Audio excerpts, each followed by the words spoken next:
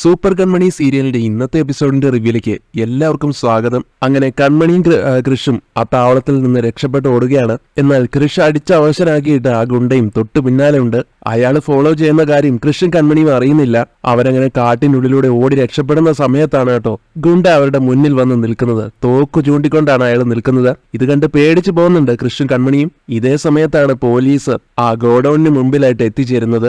അവരതിന്റെ ഉള്ളിൽ കയറി എല്ലായിടത്തും പരതുന്നുണ്ട് കൺമണിയെ. കൺമണിയും കൃഷും കൂടെ അതിനുള്ളിൽ നിന്ന് പുറത്തു പോയ കാര്യം പോലീസുകാർക്ക് അറിയില്ലല്ലോ. അതുകൊണ്ട് കൺമണി ഗോഡൌണിലുണ്ടെന്ന് കരുതി അവിടെ എല്ലാം തിരയുന്നുണ്ട്. ആ സമയത്താണ് ഗുണ്ടകൾ അവശരായിട്ട് കിടക്കുന്നത് കാണുന്നത്. അവരെല്ലാത്തിനെയും പിടികൂടുന്നുണ്ട്. മാത്രമല്ല കൺമണി എവിടെ നിന്ന് അതിലൊരു ഗുണ്ടയോട് ചോദിക്കുമ്പോൾ അയാൾക്ക് അറിയില്ലെന്ന് പറയുകയാണ് കേട്ടോ അയാള്. എന്നാൽ പോലീസ് അവരെ ഇടിച്ച് ശരിയാക്കി സത്യങ്ങൾ മുഴുവൻ പറയിപ്പിക്കുകയാണ്. ഗുണ്ടകൾ പറയുന്നുണ്ട് BR ഗ്രൂപ്പിലെ ബലരാമൻ പറഞ്ഞിട്ടാണ് ഈ കൊട്ടേഷൻ ഞങ്ങൾ ഏറ്റെടുത്തതെന്നും കൺമണി ഇവിടെ നിന്ന് രക്ഷപ്പെട്ട് ഓടിയെന്നും പിന്നീട് SI കണ്ണമ്മയെ വിളിച്ച് അറിയിക്കുന്നുണ്ട് ആ ബലരാമൻ തന്നെയാണ് കൺമണിയെ തട്ടിക്കൊണ്ടു പോയതെന്നും കൺമണിയെ കൊണ്ടുവന്ന താവളത്തിലാണ് ഞങ്ങളിപ്പോൾ ഉള്ളത്. ഇവിടെയുള്ള ഗുണ്ടകളെയൊക്കെ പിടികൂടി. പക്ഷെ കൺമണിയെയും ഇവരുടെ നേതാവിനെയും ഞങ്ങൾക്ക് കിട്ടിയില്ല. തട്ടിക്കൊണ്ടുപോയ ഗുണ്ടകളെ ചോദ്യം ചെയ്തപ്പോഴാണ് കൊട്ടേഷൻ കൊടുത്തത് ബലരാമനാണെന്ന് അറിഞ്ഞത്. BR ഡിസൈൻസിന്റെ ചെയർമാൻ ബലരാമൻ തന്നെയാണ് ഇതിന്റെ പിന്നിലെന്ന് അറിയുമ്പോൾ കണ്ണമ്മയും ഞെട്ടുന്നുണ്ട്. സെർച്ച് തുടരണമെന്നും കൺമണി എനിക്ക് വേണ്ടപ്പെട്ട ഒരു കുട്ടിയാണ് എന്നും കണ്ണമ്മ പറഞ്ഞപ്പോ തീർച്ചയായിട്ടും സെർച്ച് കണ്ടിന്യൂ ചെയ്യാമെന്നും വിവരങ്ങൾ അപ്പപ്പോ അപ്ഡേറ്റ് ചെയ്യാമെന്നും ഉറപ്പ് കൊടുക്കുകയാണ് SI കണ്ണമ്മയ്ക്ക്. പിന്നീട് കണ്ണമ്മ നേരെ പോകുന്ന ബലരാമന്റെ അടുത്തേക്കാണ്. ബലരാമനെ സെല്ലിൽ നിന്നും പുറത്തേക്ക് ഇറക്കി ബലരാമന്റെ ചെകിട് നോക്കി ഒരു അടി കൊടുക്കുകയാണ്. ആദ്യം തന്നെ നിനക്ക് അറിയില്ല അല്ലേ കൺമണി ആരാ തട്ടിക്കൊണ്ടുപോയതെന്ന്? അവളെ തട്ടിക്കൊണ്ടുപോയവരെ കൊട്ടേഷൻ കൊടുത്ത ആളുടെ പേര് പറഞ്ഞിട്ടുണ്ട്. പേര് ബലരാമൻ. ബലരാമൻ അപ്പോഴും പറയുന്നുണ്ട് കണ്ണമ്മയോട്, മാഡം എനിക്കൊന്നും അറിയില്ല. എന്നാൽ കണ്ണമ്മ അത് വിശ്വസിക്കുന്നില്ല. ബലരാമനെ വീണ്ടും ചീത്ത പറയുകയാണ്. ബലരാമനാണെങ്കിലും ശരിക്കും തകർന്നു നിൽക്കുന്നു. ഇവിടെ ഗുണ്ടയാണെങ്കിൽ കൺമണിയും കൃഷ്ണനെയും തോക്ക് ചൂണ്ടി നിർത്തിയിരിക്കുകയാണ്. മാത്രമല്ല കൃഷ്ണനെ കൺമണിയുടെ അടുത്തു നിന്നും വേർപെടുത്തി എടുത്തിട്ട് കൃഷ്ണന്റെ തലയ്ക്ക് മുകളിൽ തോക്ക് വെച്ചിട്ട് അയാൾ പറയാണ് കൺമണിയോട്, നിന്റെ രക്ഷകൻ ഇപ്പൊ ചാവാൻ പോവാടി, പിന്നെ നീ എങ്ങനെ രക്ഷപ്പെടും? കൺമണിക്കാണെങ്കിൽ ആകെ പേടിയാവുന്നുണ്ട് കൃഷ്ണൻ എന്തെങ്കിലും സംഭവിക്കുമെന്ന് ഓർത്തിട്ട്. കൃഷ് പറയുന്നുണ്ട്, എന്നെ കൊന്നോ എനിക്കൊരു കുഴപ്പമില്ല, പക്ഷേ കൺമണിയെ വെറുതെ വിടണം. ഗുണ്ട അത് കേട്ട് കളിയാക്കുന്നുണ്ട്. രക്ഷകന്റെ സ്നേഹം കണ്ടോ എന്നൊക്കെ പറഞ്ഞിട്ട്. കൺമണിയും പറയുന്നുണ്ട് ഗുണ്ടയോട്, വേണ്ട, നിങ്ങൾക്ക് എന്നെയല്ലേ വേണ്ടത്, സാറിനെ വിട്ടേക്ക്.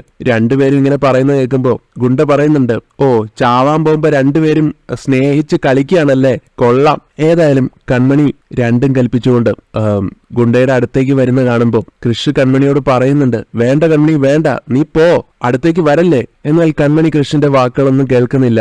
കൃഷിനെ വിട്ടയക്കുമെങ്കിൽ താൻ മരിക്കാൻ റെഡിയാണെന്നുള്ള മട്ടിലാണ് കൺമണി അടുത്തേക്ക് വരുന്നത്. പെട്ടെന്നാണ് ഗുണ്ട കൺമണിയെ അറ്റാക്ക് ചെയ്യുന്നത്. പക്ഷെ കൺമണി അങ്ങനെ വിട്ടുകൊടുക്കാൻ കൃഷിന് പറ്റില്ലല്ലോ. കൃഷി വേഗം തന്നെ അറ്റാക്ക് ചെയ്യാൻ തുടങ്ങുകയാണ്. അയാളുടെ കയ്യിൽ നിന്ന് ആ തോക്കൊക്കെ അടിച്ച് താഴെ ഇടിക്കുന്നുണ്ട്. ഗുണ്ടയാണെങ്കിലും വിട്ടുകൊടുക്കുന്നില്ല. അയാള് കൃഷിനോട് മാക്സിമം മത്സരിക്കുന്നുണ്ട്. കൃഷിനെ ശ്വാസം മുട്ടിച്ച് കൊല്ലാനായി കഴുത്തിൽ ഞെക്കിപ്പിടിക്കുക വരെ ചെയ്യുന്നുണ്ട് അയാള്. ഇതിങ്ങനെ പോയാൽ അപകടമാണെന്ന് മനസ്സിലാക്കുന്ന കൺമണി വലിയൊരു മരക്കൊമ്പ് എടുത്തുകൊണ്ട് ഗുണ്ടയുടെ പിന്നിലൂടെ ചെന്ന് അയാളുടെ തലക്കിട്ട് ഒരു അടി കൊടുത്ത് അയാളെ ബോധം കെടുത്താണ് കേട്ടോ ചെയ്യുന്നത്. അതോടൊപ്പം കൃഷും നല്ലൊരു വീക്ക് വെച്ച് കൊടുക്കുമ്പോൾ അയാൾ അവിടെ നിലത്ത് വീഴുന്നു. അങ്ങനെ കൺമണി കൃഷിന്റെ ജീവൻ രക്ഷിച്ചിരിക്കുകയാണ്. ഗുണ്ട അവിടെ ബോധം കെട്ട് വീണെന്ന് മനസ്സിലാക്കുന്നതും കൃഷും കൺമണിയും പിന്നീട് സമയം കളയാതെ വേഗം അവിടെ നിന്ന് ഓടി രക്ഷപ്പെടാൻ ശ്രമിക്കുകയാണ്. പോകുന്നതിന് മുമ്പ് കൃഷ് ഗുണ്ടയുടെ കയ്യിലുണ്ടായിരുന്ന ആ ഗണ്ണുണ്ടല്ലോ, അതവിടെ നിലത്ത് വീണ് കിടക്കായിരുന്നു. അത് ദൂരേക്ക് വലിച്ചെറിഞ്ഞിട്ടും കൂടെയാണ് കൺമണിയും കൊണ്ട് പോകുന്നത്. അങ്ങനെ വീണ്ടും ഓടി രക്ഷപ്പെടുന്നതിനിടയിൽ കൺമണിയുടെ കാല് എന്തിലോ കൊണ്ടിട്ട് കൺമണിക്ക് പിന്നീട് വേദന എടുക്കുകയാണ്. നടക്കാൻ പറ്റുന്നില്ല. അത് മനസ്സിലാക്കുന്ന കൃഷ് കൺമണിയെ പിന്നീട് എടുത്തുകൊണ്ടാണ് ഓടുന്നത്. ഇവിടെ ഗുണ്ടയാണെങ്കിൽ വീണ്ടും ഉയർത്തെഴുന്നേറ്റ് വരുന്നുണ്ട്. അതേസമയം പോലീസ് ആണെങ്കിൽ കാട്ടിനുള്ളിലൂടെ എല്ലാം സെർച്ച് ചെയ്തുകൊണ്ട് നടക്കുകയാണ് കൺമണിയെ. ഇതിനിടയിൽ ഈ ഗുണ്ടയും പിടികൂടുന്നുണ്ട് കേട്ടോ. അയാളോട് കൺമണിയെ പറ്റി തിരക്കുമ്പോ കൺമണി രക്ഷപ്പെട്ടു പോയെന്ന് ഗുണ്ട പോലീസുകാരെ അറിയിക്കുന്നുണ്ട്. എങ്ങോട്ടാ പോയെന്നും ചോദിക്കുമ്പോ അങ്ങോട്ടാണെന്ന് പറഞ്ഞ് ആ ദിശ ചൂണ്ടിക്കാണിക്കുന്നു. ശേഷം നടന്ന കാര്യങ്ങളെല്ലാം പറയാൻ പറയുമ്പോ അവളെ ഒരുത്തൻ രക്ഷപ്പെടുത്തിക്കൊണ്ട് പോയെന്നും കൃഷ് സാറെന്ന് അവനെ വിളിക്കുന്നത് കേട്ടു എന്നൊക്കെ ഗുണ്ട പറഞ്ഞു കൊടുക്കുന്നുണ്ട്. പിന്നീട് SI കണ്ണമ്മയെ വിളിച്ച് അറിയിക്കുന്നുണ്ട് ഗ്യാങ്ങിന്റെ ലീഡർ ഉൾപ്പെടെ എല്ലാവരെയും അറസ്റ്റ് ചെയ്തെന്നും. പക്ഷെ കൺമണി ഉണ്ടല്ലോ, കൺമണി അവന്മാരിൽ നിന്ന് രക്ഷപ്പെട്ട് കൊടും കാട്ടിലേക്കാണ് ഓടിക്കയറിയത്. ഇപ്പൊ തന്നെ ഇരുട്ടാവാറായി. നമ്മുടെ ലിമിറ്റഡ് ഫോഴ്സിനെ വെച്ചിട്ട് ഇനി അങ്ങോട്ട് സെർച്ചിങ് പ്രാക്ടിക്കൽ അല്ല. കൺമണി ഒറ്റയ്ക്കല്ല, കൺമണിയെ രക്ഷപ്പെടുത്താനായിട്ട് ഒരു ചെറുപ്പക്കാരനും കൂടെ ഉണ്ട്. കൃഷ് എന്ന മറ്റോ ആണ് പേര് പറഞ്ഞത്. കൃഷ് എന്ന് കേൾക്കുമ്പോഴും കണ്ണമ്മയ്ക്ക് മനസ്സിലാവുന്നുണ്ട്, ഓ കൃഷ് സാഗർ, കൃഷും കൺമണിയുടെ കൂടെ ഉണ്ടല്ലേ എന്ന് ചോദിക്കുമ്പോ അതെ മാഡം, അയാളാണ് ഗുണ്ടകളിൽ നിന്നും കൺമണിയെ രക്ഷിച്ചത്. പക്ഷെ മാഡം അവർ രണ്ടുപേരും ഓടിക്കയറിയിരിക്കുന്നത് ഡീഫോറസ്റ്റിലേക്കാണ്. വന്യമൃഗങ്ങൾ ധാരാളം ഉണ്ട് എന്നൊക്കെ നിസ്സഹായനായിക്കൊണ്ട് SI പറയുന്നത് കേൾക്കുമ്പോൾ എന്തായാലും ഞാൻ DGP വിളിച്ചിട്ട് കാര്യങ്ങൾ ഓപ്പറേറ്റ് ചെയ്യാം, നിങ്ങളുടെ ടീം അവിടെ വിജിലന്റ് ആയിട്ട് ഉണ്ടാവണമെന്നും കണ്ണമ്മ പറഞ്ഞു ഏൽപ്പിക്കുകയാണ് പോലീസിനെ. സുമിത്രയാണെങ്കിൽ ഇവിടെ വിവരങ്ങളൊന്നും അറിയാതെ ആകെ കലിപ്പെടുത്ത് നിൽക്കുകയാണ്. ഗുണ്ടയെ വിളിച്ചിട്ടാണെങ്കിൽ കിട്ടുന്നില്ല. ഞാൻ എത്ര നേരമായിട്ട് വിളിക്കുന്നറിയോ, അവൻ ഇതുവരെ ഫോൺ എടുക്കുന്നില്ല. ഇനി വനമേഖല ആയതുകൊണ്ട് റേഞ്ച് കിട്ടാത്തതായിരിക്കോ? എന്തായാലും ചെയ്ത ജോലിക്ക് കാശ് വാങ്ങാൻ വേണ്ടി എന്നെ വിളിക്കുമല്ലോ എന്നൊക്കെ സുമിത്ര സമാധാനിച്ച് നിൽക്കുമ്പോൾ ഭാഗ്യശ്രീ അങ്ങോട്ട് വന്നിട്ട് പറയാണ് കേട്ടോ, ഇല്ലില്ല, അമ്മയെ അവനെ ഒരിക്കലും വിളിക്കില്ല. അവരിപ്പോഴേ നിലവിളിക്കുക. അമ്മയ്ക്ക് മനസ്സിലായില്ലേ, കൺമണിയെ കൊല്ലാൻ അമ്മ കൈക്കൂലി കൊടുത്ത ഗുണ്ടകളെ പോലീസിന്റെ പിടിയിലായിട്ടുണ്ട്. ഇപ്പോ കൺമണിയെ ഗുണ്ടകൾക്കൊന്നും ചെയ്യാൻ പറ്റിയില്ല. അതിനിടെ അവള് രക്ഷപ്പെട്ടു. പോലീസെ അടുത്തത് വരാൻ പോകുന്നത് ഇങ്ങോട്ടാ, അമ്മയും കൊണ്ടുപോകും. ഇതറിയുന്നതും സുമിത്ര ആകെ ഷോക്കാവുന്നുണ്ട്. ഭാഗ്യശ്രീ വീണ്ടും പറയുന്നുണ്ട്, കേസ് അന്വേഷിക്കുന്നതേ സത്യസന്ധയായ ഒരു പോലീസ് ഓഫീസറാ. അമ്മയുടെ ഗുണ്ടകള് അമ്മയെ രക്ഷിക്കാൻ നോക്കിയാലൊന്നും നടക്കാൻ പോകുന്നില്ല. പോലീസ് ഇവിടെ വന്നിരിക്കും, അമ്മയെ കസ്റ്റഡിയിൽ എടുക്കുകയും ചെയ്യും. അമ്മയ്ക്കെതിരെ ഞാൻ തന്നെ മൊഴി കൊടുക്കും. ഏട്ടനെ മണ്ടനാക്കി നിർത്തിയതിൽ അമ്മ വിജയിച്ചിട്ടുണ്ടാവും, പക്ഷെ ഞാൻ മണ്ടിയല്ല. എന്റെ തലച്ചോറ് അമ്മയ്ക്കെന്നല്ല, ഞാൻ ആർക്കും അടിയറവ് വെച്ചിട്ടില്ല. പെട്ടെന്ന് തന്നെ സുമിത്രയുടെ മനസ്സിലൊരു ഐഡിയ തോന്നുകയാണ്. തൽക്കാലം ഇവളെ കൂടെ നിർത്തിയിട്ടില്ലെങ്കിൽ അത് അപകടമാണ്. അങ്ങനെയും വിചാരിച്ചിട്ട് ഭാഗ്യശ്രീയുടെ മുമ്പിൽ വളരെ പാവമായിട്ട് അഭിനയിക്കുകയാണ്. മോളെ, അമ്മയൊന്ന് പറയട്ടെ എന്നൊക്കെ പറയുന്നത് കേൾക്കുമ്പോ ഭാഗ്യശ്രീ പറയുന്നുണ്ട്, അമ്മയോ? നിങ്ങളാണോ അമ്മ? പ്രസവിച്ചതുകൊണ്ട് മാത്രം അമ്മയാകില്ലെന്ന് പലയിടത്തും ഞാൻ പറഞ്ഞു കേട്ടിട്ടുണ്ട്. ഞാനിപ്പോ അത് അനുഭവിച്ചറിഞ്ഞു. നിങ്ങൾ എന്റെ അമ്മയൊന്നുമല്ല. സ്വന്തം ജീവൻ വെടിഞ്ഞ് മക്കളെ രക്ഷിക്കുന്ന അമ്മമാരുള്ള ഈ ലോകത്താ മക്കളെ കൊല്ലാൻ നോക്കുന്ന ഇങ്ങനെ ഒരു അമ്മ.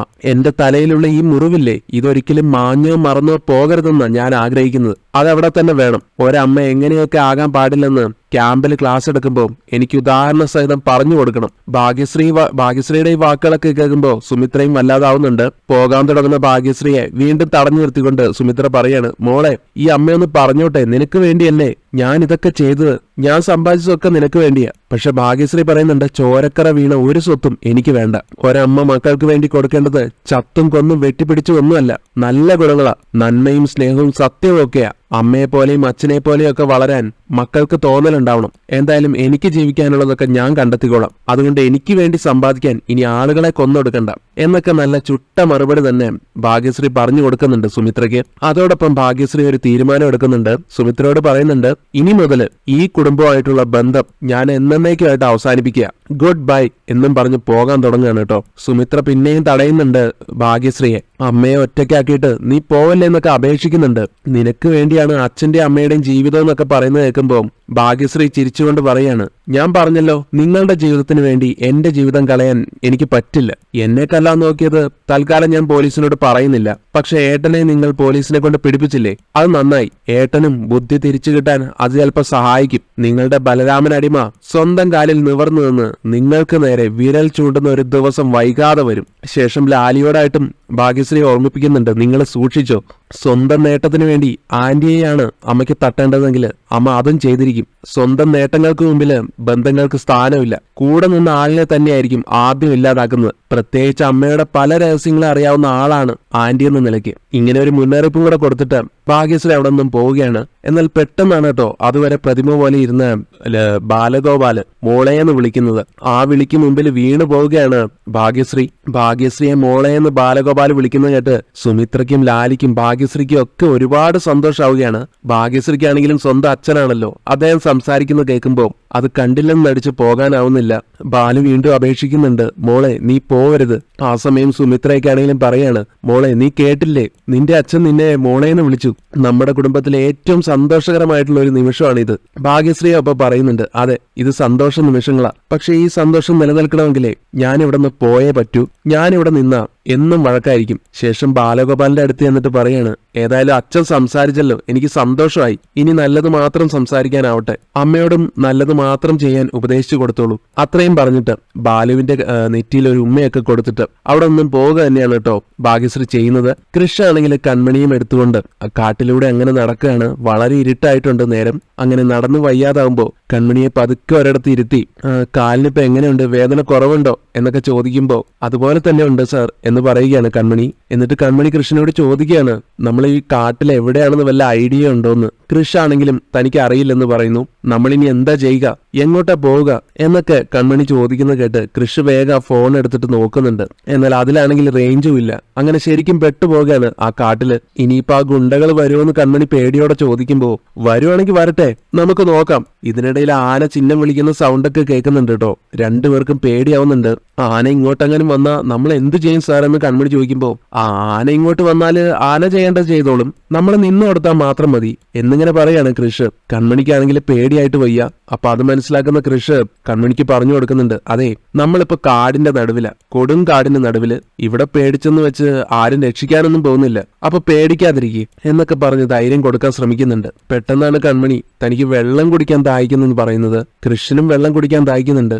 അതുകൊണ്ട് തന്നെ കൃഷി പറയും, നമുക്ക് അടുത്ത് വല്ല തോടോ അരുവിയോ അങ്ങനെ വല്ലതും ഉണ്ടോ നോക്കാം. അങ്ങനെ തോടോ അരുവിയോ ഉണ്ടോ എന്ന് അറിയാൻ വേണ്ടിയിട്ട് കൺമണിയും കൂട്ടിക്കൊണ്ട് കൃഷി വീണ്ടും നടക്കുകയാണ്. കൺമണിക്കാണെങ്കിൽ നടക്കാൻ നല്ല ബുദ്ധിമുട്ടുണ്ട്. ഞാൻ എടുക്കാന്നൊക്കെ കൃഷി പറയുന്നുണ്ടെങ്കിലും അതൊന്നും വേണ്ടെന്നും ഞാൻ നടക്കാൻ ശ്രമിക്കാമെന്നും വേദന ഇപ്പൊ കുറവുണ്ട് എന്നൊക്കെ പറഞ്ഞ് കൺമണി നടക്കാൻ തന്നെ തുടങ്ങുന്നു. അങ്ങനെ മൊബൈലിന്റെ ഫ്ലാഷ് ലൈറ്റ് അടിച്ച് അവർ രണ്ടുപേരും ആ കൊടും കാട്ടിലൂടെ വെള്ളം അന്വേഷിച്ചുകൊണ്ട് നടക്കുകയാണ്. കൃഷ്ണന്റെ വീട്ടിലെ സാഗറൊക്കെ ആണെങ്കിലും കൃഷ്ണനെ ഫോണിൽ ട്രൈ ചെയ്യുന്നുണ്ടെങ്കിലും കിട്ടുന്നില്ല.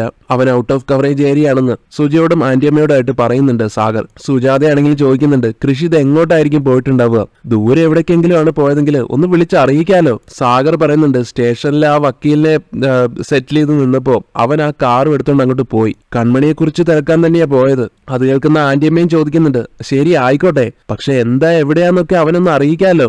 അപ്പോഴാണ് മാഹി വന്നിട്ട് സാഗറിനോടും കുടുംബത്തിനോടായിട്ട് പറയുന്നത്, കൺമണിയെ കണ്ടെത്തിയെന്നും സംശയിച്ചതുപോലെ ബലരാമന്റെ കൈകൾ തന്നെയാണ് ഇതിന് പിന്നിലെന്നും കൺമണിയെ തീർക്കാനായിരുന്നു ബലരാമന്റെ ഉദ്ദേശം എന്നൊക്കെ പറയുന്നത് കേട്ടിട്ട് സുജാതയും സാഗറും ഒക്കെ ഞെട്ടുന്നുണ്ട്. കോതമംഗലത്തെ രാമമേട്ടിലുള്ള ഒരു ഗോഡൌണിലേക്കാണ് കൺമണിയെ കൊണ്ടുപോയതെന്നും എന്തായാലും ഗുണ്ടകളുടെ കയ്യിൽ നിന്ന് കൺമണി രക്ഷപ്പെടുത്തിയത് കൃഷാണെന്നും കൂടെ അറിയിക്കുകയാണ് കേട്ടോ. കൃഷാണെന്ന് മനസ്സിലാക്കുന്നതും ആശ്ചര്യമാവുന്നുണ്ട് സാഗറിനും സുജാതയ്ക്കും ഒക്കെ. കൃഷ് അങ്ങോട്ട് പോയോ എന്നിങ്ങനെ ചോദിക്കുമ്പോ, അതെ, കൺമണിയെ രക്ഷപ്പെടുത്തി കഴിഞ്ഞ് ഗുണ്ടകളുടെ കയ്യിൽ പെടാതിരിക്കാൻ അവർ രണ്ടുപേരും കൂടെ വനത്തിലേക്ക് ഓടി. ഇപ്പൊ അവർ രണ്ടുപേരും വനത്തിലാണുള്ളത്. വനത്തിൽ ശരിക്കും പെട്ടുപോയി എന്ന് പറയാണ് കേട്ടോ മായി. ഇത് കേട്ട ആകെ ടെൻഷൻ ആവുന്നുണ്ട് എല്ലാവർക്കും. സുജ ഉടനെ തന്നെ സാഗറിനോട് പറയുന്നുണ്ട്, സാഗർ, നമുക്ക് എത്രയും പെട്ടെന്ന് എന്തെങ്കിലും ചെയ്യണം, നമുക്ക് അങ്ങോട്ട് പോവാം. ഈ രാത്രിയിൽ കാടിനുള്ളിലൊക്കെ അകപ്പെടാന്ന് വെച്ചാ ഈശ്വര അവരെന്താ ചെയ്യാ, അവർക്ക് എന്തെങ്കിലും അപകടം സംഭവിക്കുന്നതിന് മുമ്പ് നമുക്ക് അവരെ രക്ഷിക്കണമെന്നൊക്കെ പറഞ്ഞ് സുജ വെപ്രാളപ്പെടുമ്പോ എന്നാൽ മഹി സമാധാനിപ്പിച്ചുകൊണ്ട് പറയുന്നുണ്ട്, പേടിക്കേണ്ട കാര്യമൊന്നുമില്ല, കണ്ണമ്മയുടെ ഇടപെട്ട് തെരച്ചിൽ ശക്തമാക്കിയിട്ടുണ്ട്. രാത്രി തണ്ടർ ബോൾട്ടും ഫോറസ്റ്റ് ജീവനക്കാരും തെരച്ചിൽ ശക്തമാക്കിയിട്ടുണ്ട്. അവരുടനെ തന്നെ കൺമണിയും കൃഷ്ണനെയും കണ്ടെത്തും. ഞാനും അങ്ങോട്ട് പോവാണെന്ന് പറഞ്ഞ് മാഹിയും അങ്ങോട്ട് പോവാൻ തുടങ്ങുക.